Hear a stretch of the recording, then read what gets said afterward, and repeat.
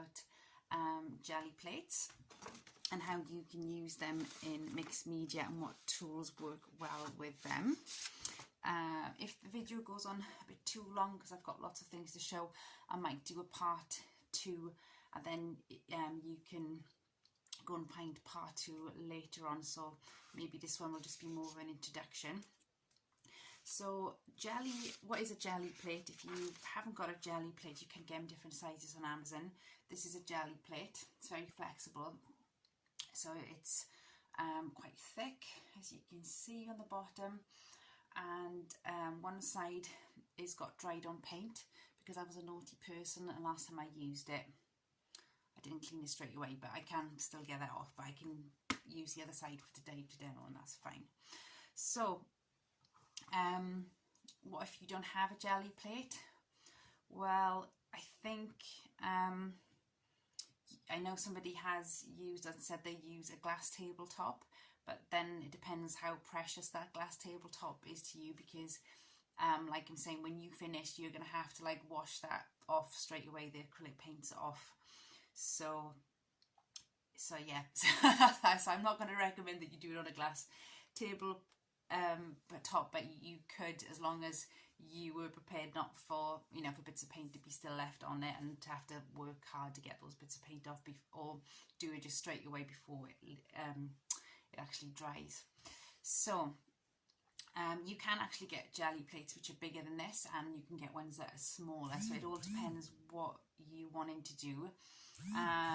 In retrospect, I think I would have bought a bigger one because I find this one a bit too small sometimes, but it just depends what you're planning to do then. At this moment in time you might not have any plans, so in that case, what is the point of paying for a really large one? You may as well just start off with one more like this. It's half the size of A4, I think it's an A5, and then when you know how to use it, and then you've got ideas of what you could use it for, if need be, you could buy a bigger one later on. So you're going to need some paper, and I've got a different types of paper that I'm going to use, but I would just say stay away from glossy paper, you know, the paper that you can put through an inkjet printer. Stay away from the glossiness because it'll be so smooth and shiny, it won't take up the paint, so you won't make a very good print. So that's the thing I would say there, don't stay away from glossy paper. And I've got all sorts of paper I'll show you as we progress. And at the end of it you might be thinking, well, what do I do with all my prints? And I will come back to that at the end, or maybe I'll just do a second video for that. So let's make a start and let's get some paint on, and I can demonstrate with the different materials that I've got on my table. So here we go. So the first thing that you need to do obviously is get some paint down on your jelly plate, and I'm going to go for some red. Any acrylic paints will work, is what I've heard people say, and I know some people say any acrylic paints, but to be honest, I would rather personally not to use acrylic paints that are heavy bodied, just simply because you're gonna have possibly then paint drying so quick that if you're making taking some time to lay down different textures on your plate, what could happen is then, if you've only used heavy bodied paints, that means that the paint is going to dry too quick, and you're not going to have a chance to pull up the paper, and then you'll have the paper sticking on your plate, which is not what you want. So I've put way too much paint on this. There's loads on my brayer. So I've got an old book page next to me here ready, and then I can just get rid of some of that off my brayer onto there, because that will happen, especially when I'm concentrating on the picture on my phone and I wasn't actually looking at the paint coming out of the tube. Okay, so this is all red.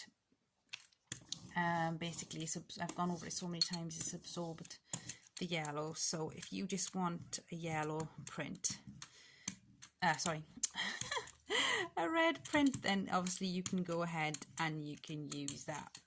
So tools, what tools can you use? As long as it's not sharp, you can pretty much use anything. If you've got old brushes, just do what I'm doing now and just check, because as you wash them over time, the ends, bits of the paint can come off the end. So I know this isn't sharp, so I'm going to use this to do some patterns.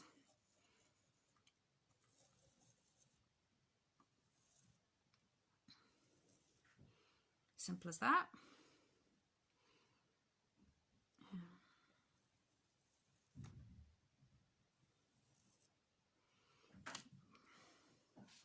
So the first piece of paper I'm going to take down is just going to be some plain copy paper. I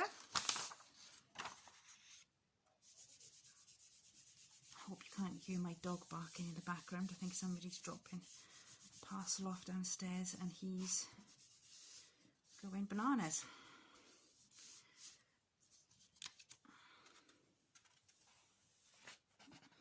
Okay, so I really like that print. Often your first pull is not great, but I really like it, and because you can see because I did overload the braille and there's so much paint on it in the beginning, I've got the textures coming through, all these little textures. So I'm really liking that. So you put this to dry, and you can come back to it and you can always do an extra print over that later on. That would be totally fine to do that, but just leave it to dry and put it off the table out of the way. So we still have some paint left behind, as you can tell.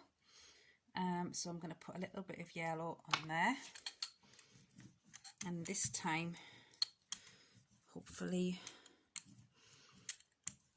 we'll have the yellow and the red on there, and that will be good. So again, I can scratch some more stuff into that if I want to, or I can pull up as it is. So on this occasion, just so that you've got a comparison from the very first one we've done, I'll just put a plain piece of copy paper down, give it a good smooth.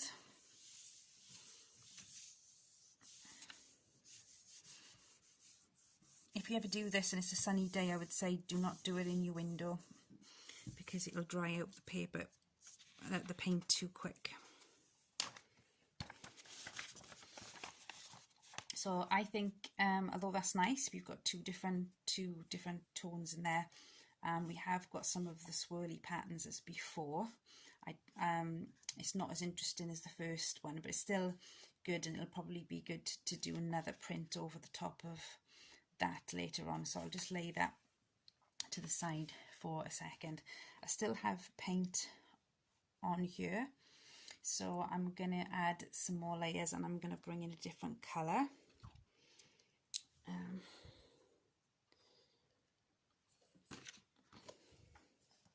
Actually, I'm not going to bring in another colour. I'm just going to go for yellow again. Oh, I could have used the yellow on my side. Forgot about that. Anyways, let's put plenty of yellow on here. So this print is going to be hopefully much brighter than the other two.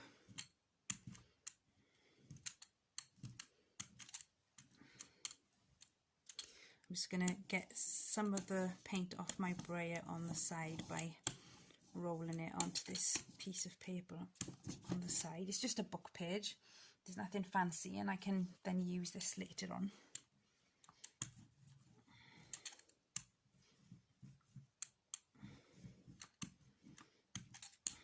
So the aim of the game is to get as many layers and textures in to your piece. So what I'm going to do next, I'm going to grab a stencil. This is a very small one, so I'll put that in the corner there,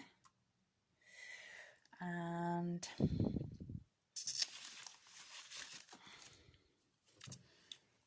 going to put this piece of material in here, if I can, just maybe the top corner.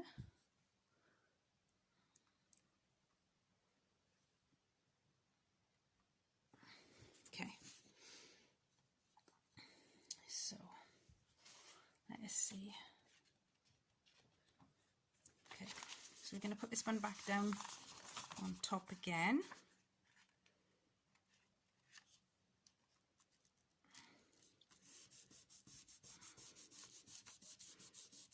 Obviously it's going to pick up the colours through the stencil and the colours around the stencil as well. And it's an experiment. I've never put a piece of cloth or piece of material down before. It's like an embroidered piece of cloth.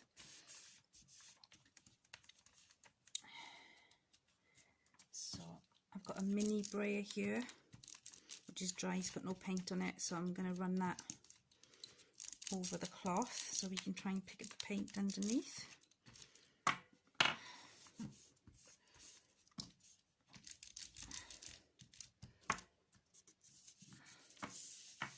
Okay, so this one hasn't been a huge success. We've got the yellow coming through, but because I think the grooves in my stencil are not very wide, then it's been quite difficult to pick up that pattern through it. But what will happen is here, when I pull this off, the pattern will be left in there. So if I put this back down, hopefully we'll pick up the patterns from what's left on the jelly plate.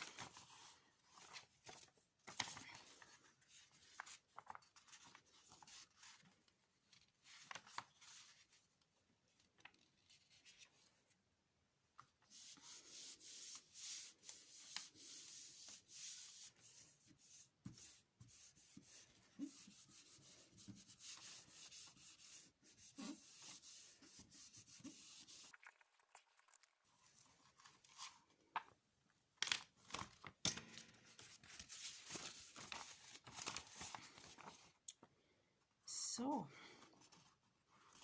it's picked up more of the yellow, but it hasn't really given me much more in terms of the pattern. And it's a little bit hit and miss with this. Maybe there wasn't enough paint on there. I don't know exactly why, but it's not an exact science, it's trial and error. So yeah, at least it looks more interesting than it did in the first one, but it didn't pick up the texture, the paint on there, and I think it was because we'd pulled up a lot of the paint maybe on the first one, because this isn't the first one, this is the second one, so there probably wasn't enough paint left to actually do anything. So anyway, we'll try again.